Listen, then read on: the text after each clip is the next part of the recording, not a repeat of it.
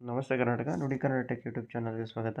ಈ ದಿನ SLC ಮತ್ತು ITI ಆದವರಿಗೆ ಇಂಡಿಯನ್ ರೈಲ್ವೆಯಲ್ಲಿ 5696 ಹುದ್ದೆಗಳು ಖಾಲಿ ಇದ್ದಾವೆ. ದೇಶದಲ್ಲಿ 21 ರೈಲ್ವೆ ನೇಮಕಾತಿ ಮಂಡಳಿಗಳಿದ್ದಾವೆ, ಅಂದರೆ ಬೋರ್ಡ್ಗಳು.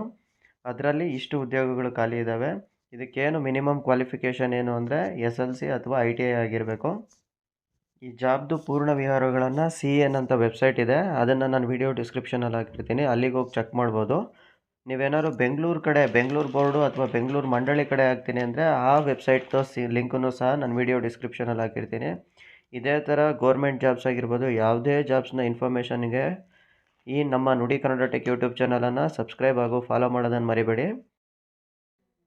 ಈ ಅಪ್ಲಿಕೇಶನ್ ಹಾಕೋಕ್ಕೆ ಜಾಬ್ಗೆ ಜನವರಿ 20ರಿಂದ ಫೆಬ್ರವರಿ 19 ಲಾಸ್ಟ್ ಡೇಟು.